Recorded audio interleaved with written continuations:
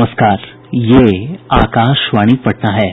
अब आप अभिषेक दास से प्रादेशिक समाचार सुनिए। पहले मुख्य समाचार। पटना सहित देश के विभिन्न हिस्सों से 2 महीने बाद घरेलू विमान सेवाएं आज से शुरू। पटना से 5 शहरों दिल्ली, बेंगलुरू, मुंबई, कोलकाता और अमृतसर के लिए शुरू हुई विमान सेवा। प्रदेश में आज कोविड-19 के 112 नये मामलों की पुष्टि के साथ ही संक्रमितों की संख्या बढ़कर 2686 हुई। उल्लासपूर्ण माहौल में सादगी के साथ मनाया जा रहा है ईद उल फित्र का त्योहार। और प्रदेश के अधिकतर हिस्सों में भीषण गर्मी से आम जनजीवन प्रभावित। 47 डिग्री सेल्सियस अधिकतम तापमान के साथ सासाराम प्रदेश का सबसे गर्म स्थान रहा। अब समाचार विस्तार से। पटना सहित देश के विभिन्न हिस्सों से 2 महीने बाद घरेलू विमान सेवाएं आज से शुरू हो गई हैं। कोरोना प्रोटोकॉल सुनिश्चित करने के लिए विभिन्न हवाई अड्डों पर व्यापक प्रबंध किये गये हैं। पटना एयरपोर्ट अथॉरिटी के निदेशक BCH नेगी ने कहा कि यात्रियों की स्वास्थ्य जांच और सोशल डिस्टेंसिंग के नियमों का पालन सुनिश्चित किया जा रहा है। तो बहुत सारी चुनौतियां हैं, बट इन चुनौतियों को ध्यान में रखते हुए हमने अरेंजमेंट इस तरह से किया है कि पैसेंजर्स को कम से कम असुविधा हो। पटना हवाई अड्डा से 5 शहरों दिल्ली, बेंगलुरू, मुंबई, कोलकाता और अमृतसर के लिए उड़ानें शुरू हुई हैं। पटना एयरपोर्ट पर आज पहली फ्लाइट सुबह 6:30 बजे पहुंची। दिल्ली के लिए 9 फ्लाइट, मुंबई बेंगलुरू के लिए 3-3 फ्लाइट तथा अमृतसर के लिए 1 फ्लाइट का संचालन हो रहा है। नये शेड्यूल के अनुसार 24 घंटे के स्थान पर 14 घंटे ही विमानों का परिचालन होगा। हवाई यात्रियों ने फिर से विमान सेवा शुरू करने के फैसले की सराहना की है। फर्क तो है ही ना, जो पहले होता था आज की डेट में दिस इज न्यू एक्सपीरियंस। पहले जो होता था उसकी तुलना में आज की डेट में बिल्कुल ही नया एक्सपीरियंस है। नहीं, मेरे हिसाब से तो ठीक है। अगर प्रिकॉशन के साथ होगी तो ठीक है, अगर पूरी सावधानियां रखेंगे तो फ्लाइट चलना ठीक है। उड़ान सेवा के लिए स्वास्थ्य मंत्रालय ने यात्रा दिशा निर्देश जारी किए हैं। केंद्र ने राज्यों से ये सुनिश्चित करने को कहा है कि वे हवाई अड्डों, रेलवे स्टेशनों तथा बस अड्डों पर थर्मल स्क्रीनिंग की सुविधा दें। स्वास्थ्य मंत्रालय द्वारा जारी दिशा निर्देशों के अनुसार यात्रियों को एयरपोर्ट, रेलवे स्टेशन और बस स्टैंड के अलावा यात्रा के दौरान भी सभी सावधानियों का पालन करना होगा।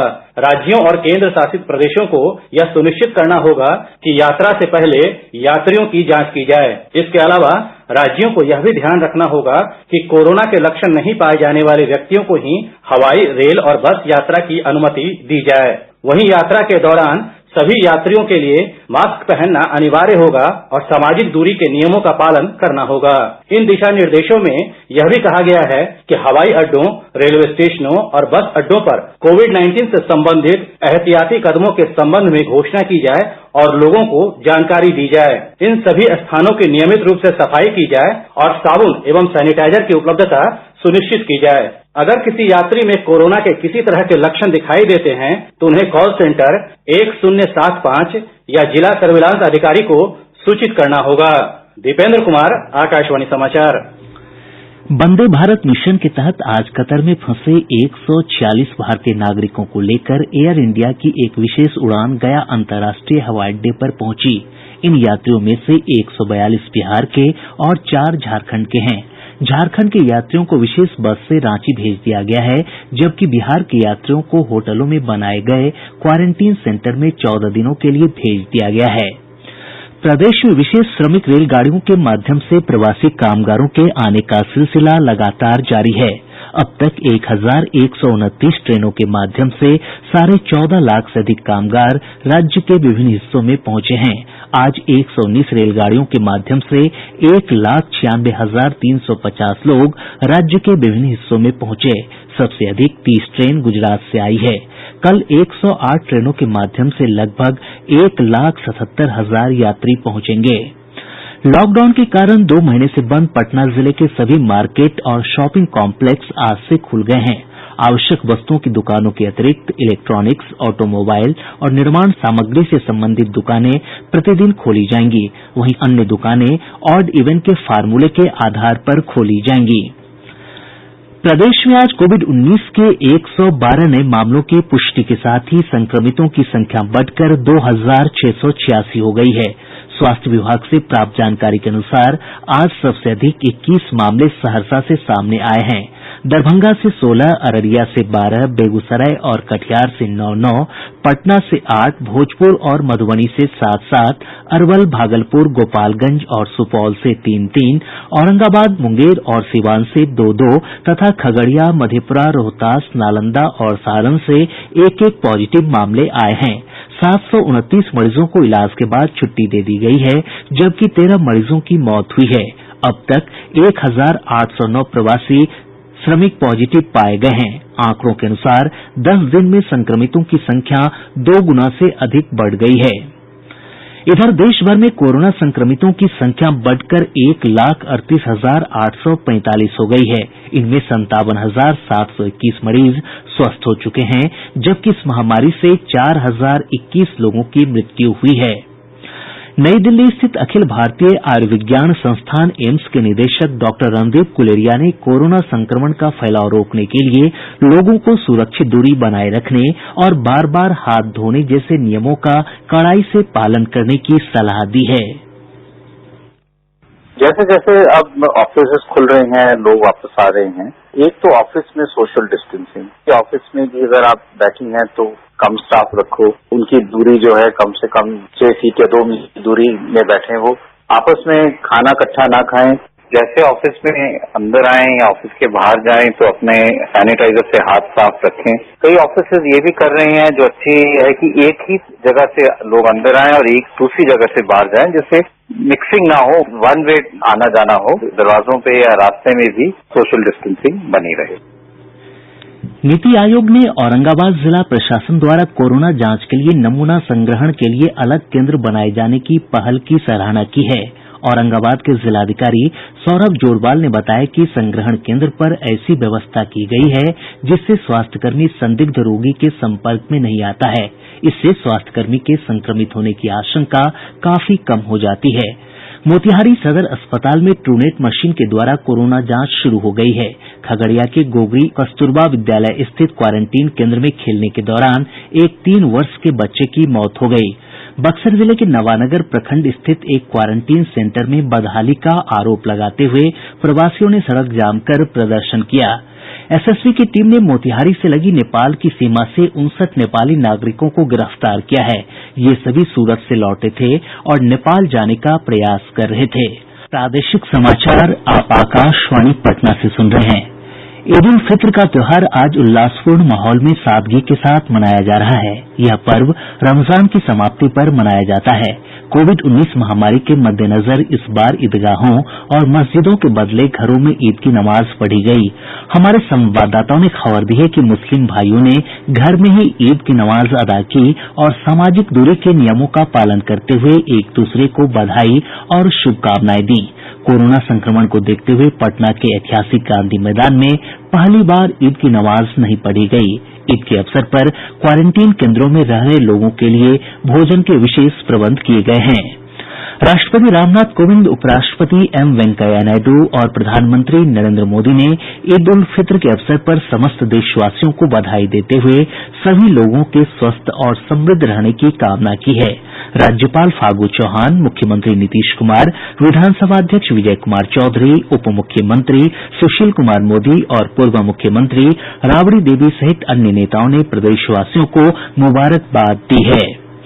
राज्य सरकार ने कहा है कि प्रदेश में बंद पड़े औद्योगिक इकाइयों को फिर से शुरू करने और नई इकाइयों की स्थापना के लिए जरूरी होने पर औद्योगिक नीति में संशोधन किया जाएगा। उद्योग मंत्री श्याम रजक ने कहा कि वे लगातार व्यापार संगठनों के प्रतिनिधियों से इस मुद्दे पर विचार विमर्श कर रहे हैं। हम अभी बैठे हैं बीआईए के साथ, उनके जो प्रतिनिधि हैं, चाहे वो बीडीसीआई के हों चाहे और भी लोग, अगर उनकी कोई दृष्टि हो, उनकी कोई दिशा हो तो उसको हम लोग देखेंगे। अगर राज्य सरकार को कुछ करना है तो राज्य सरकार हर तरफ से मदद की है, हर सरकार से पहल की है। श्री रजक ने कहा कि उद्योग के अनुकूल वातावरण विकसित करने में बैंकों को भी सकारात्मक सहयोग करना होगा।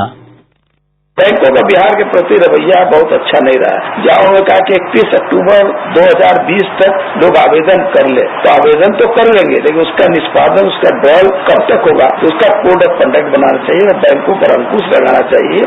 विदाउट गारंटी आप जब लोन दे रहे हैं तो निश्चित रूप से उनका भुगतान हो जाना चाहिए, उनका बैंकों के द्वारा सार्थक सहयोग मिले, ये बात होना चाहिए। राज्य सरकार एनआईसी की मदद से एक मोबाइल ऐप विकसित कर रही है, जिसके माध्यम से कामगारों को रोजगार से संबंधित सूचनाएं उपलब्ध कराई जाएंगी। प्राप्त जानकारी के अनुसार इस ऐप पर कामगारों के कौशल से संबंधित सभी जानकारियां होंगी, जिसके माध्यम से नियोक्ता कामगारों को अपनी जरूरत के हिसाब से काम उपलब्ध करा सकेंगे। ऐप के माध्यम से श्रमिकों को इस संबंध में सूचनाएं भेजी जाएंगी। पश्चिम चंपारण जिले के नरकटियागंज स्थित एक क्वारंटीन केंद्र में रहने वाले लोगों को अक्षर ज्ञान के साथ साथ कृषि और स्वरोजगार के लिए कौशल प्रशिक्षण दिया जा रहा है। और ब्यौरे के साथ हैं हमारे संवाददाता। केंद्र में रह रहे लोगों के बीच प्रशासन ने साक्षरता अभियान की शुरुआत की है। केंद्र में अभी 20 महिला और पुरुष रह रहे हैं, जिन्हें हिंदी और अंग्रेजी अक्षर ज्ञान करवाया जा रहा है। प्रखंड विकास पदाधिकारी राघवेंद्र त्रिपाठी कहते हैं कि इस पहल का सकारात्मक असर दिख रहा है। इस साक्षरता से इसको जाकर जो जोड़ देना है रोजगार से, साक्षरता से रोजगार तक का ये अभियान है। बिहार सरकार का निर्देश प्राप्त है, सभी हमारे जिला पदाधिकारी महोदय का उन लोगों के द्वारा हम लोग को प्रेरित किया जा रहा है इसको आगे बढ़ाने के लिए। हमें साक्षरता अभियान शुरू करते हुए रोजगार सृजन तक जाएं और इसके लिए ये कार्य एक छोटी सी शुरुआत है, इसे हमें आगे बढ़ाना है। अक्षर ज्ञान के अलावा इन लोगों को श्री विधि से खेती करने का तरीका भी बताया जा रहा है। साथ ही स्वरोजगार के लिए इन्हें कौशल प्रशिक्षण भी दिया जा रहा है, ताकि ये सभी क्वारंटीन केंद्र से निकलने के बाद खुद का स्वरोजगार कर सके। आकाशवाणी समाचार के लिए बेतिया से आशीष कुमार। लॉकडाउन की अवधि में प्रधानमंत्री किसान सम्मान निधि योजना के माध्यम से उपलब्ध कराई जा रही सहायता से किसानों का जीवन आसान हुआ है। कुछ लाभार्थियों ने आकाशवाणी से बातचीत में अपने अनुभव साझा किए। मेरा नाम राकेश कुमार है, ग्राम सिंघुई, पंचायत बदोखरा, जिला रोहतास का निवासी हूँ। मुझे पीएम किसान का पैसा हर महीना पे 2000 रूपये मिलता है। मैं प्रधानमंत्री जी का बहुत आभारी हूँ। मैं जयप्रकाश मुखिया, ग्राम बवई निवासी रहने वाला हूँ। किसान निधि योजना से मुझे 2000 रूपये मिला है। मैं उस रुपया का उपयोग खेती और कुछ खाने का सामान खरीद कर उपयोग किया हूँ। मैं मोदी जी का धन्यवाद दे रहा हूँ। मैट्रिक का परीक्षा परिणाम कल घोषित किया जाएगा। बिहार विद्यालय परीक्षा समिति के अध्यक्ष आनंद किशोर ने बताया कि दोपहर 12:30 बजे शिक्षा मंत्री कृष्णनंदन प्रसाद वर्मा परिणाम जारी करेंगे। रिजल्ट बिहार बोर्ड की वेबसाइट ऑनलाइन bscb.in और biharboardonline.com पर उपलब्ध रहेगा। गोपालगंज जिले के हथुआ के रूपनचक गांव में अपराधियों ने एक ही परिवार के 4 लोगों पर गोलीबारी की, जिसमें 2 की मौके पर ही मौत हो गई, जबकि 2 गंभीर रूप से घायल हो गए। मृतकों में पति और पत्नी शामिल हैं, जबकि उनके 2 पुत्र गोलीबारी की घटना में घायल हो गए, जिन्हें बेहतर इलाज के लिए गोरखपुर भेजा गया है। पुलिस ने घटनास्थल से एक मोटरसाइकिल बरामद की है। अपराधियों की गिरफ्तारी के लिए छापेमारी जारी है। बेगूसराय जिले के मंझौल के पवरा में गंडक नदी में स्नान के दौरान डूबने से 3 किशोरों की मौत हो गई। सभी शव बरामद कर लिए गए हैं। तेज धूप और शुष्क हवा के कारण प्रदेश के अधिकतर हिस्सों में भीषण गर्मी से आम जनजीवन प्रभावित हुआ है।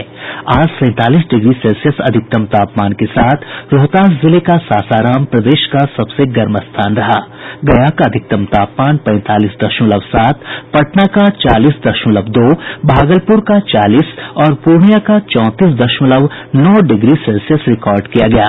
मौसम विभाग के अनुसार अगले 48 घंटों के दौरान गर्मी बढ़ने का सिलसिला जारी रहेगा।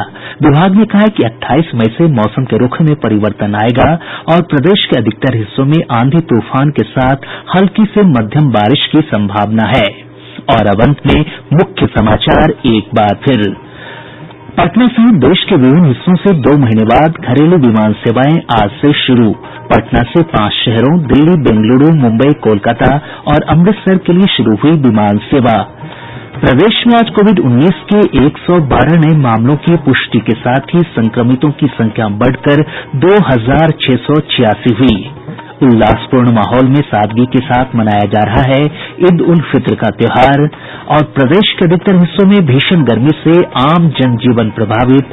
47 डिग्री सेल्सियस अधिकतम तापमान के साथ सासाराम प्रदेश का सबसे गर्म स्थान रहा। इसके साथ ही आकाशवाणी पटना से प्रसारित प्रादेशिक समाचार का ये अंक समाप्त हुआ। घर में रहिए, सुरक्षित रहिए और सुनते रहिए आकाशवाणी।